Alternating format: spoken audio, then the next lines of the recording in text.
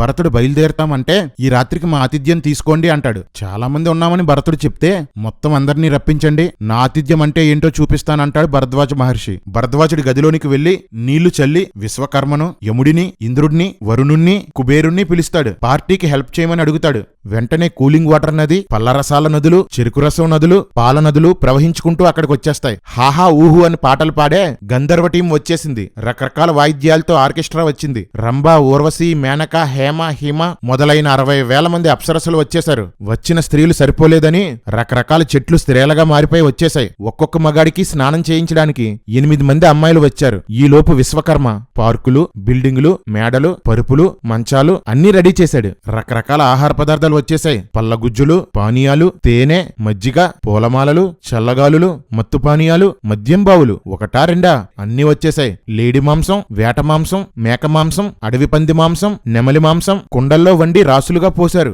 ఒక్కొక్కడు మత్తు పానీయాలు సేవించి మద్యం తాగుతూ మాంసం తింటూ అప్సరసలతో ఆటలు పాటలు. అప్సరసలు తాకడంతోనే పురుషులు పరవశం అయిపోయారట. మహర్షి గారి ఆశ్రమంలో అయోధ్య ప్రజలంతా అప్సరసలతో కలిసి తపస్సు చేసుకున్నారు. రాత్రంతా రతి క్రీడలే.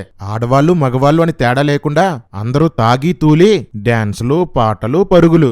ఒక్కొక్కడికి మందు ఎక్కువైపోయి మేం అయోధ్యకి వెళ్ళం, రాముడి దగ్గరికి వెళ్ళం, స్వర్గం అంటే ఇదే అని అన్నారు. చెప్పాను కదా, అంతా సొల్లు సొల్లు, లాజిక్కులు నిల్లు. రాత్రంతా మోగింది గల్లు గల్లు. మీది రామాయణం కాదురా, రేవాయణం, కామాయణం, సురాపానీయం. రండ్రా ఇరుకుకల్లారా. ఏంట్రా మీ ఋషి రేవు పార్టీ ఇస్తున్నాడా? అందుకేనేట్రా మీ స్వామీజీలందరూ పగలు పవిత్రులు, రాత్రులు రసికులుగా మారిపోతారు? ఇదరా సనాతన ధర్మం అంటే? అంతేగా అంతేగా.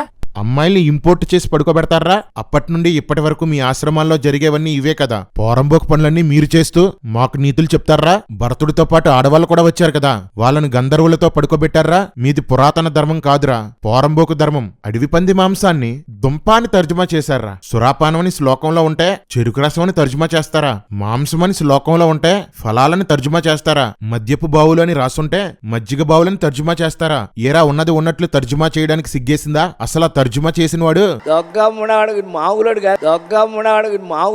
దశరథుడి ఫ్యామిలీ లాగే అయోధ్యలో ఉన్న వాళ్ళంతా కూడా నిమిషానికో 3 మారిపోయి అపరిచితులే. రాముని కోసం రథం వెనకాల పరిగెట్టి ఏడ్చారు. మత్తు పదార్థాలు తీసుకుని అప్సరసలతో దొర్లి మాకు రాముడే వద్దనేశారు. యథా ధర్మ తదా పోరంబోకులు. అంతేగా అంతేగా.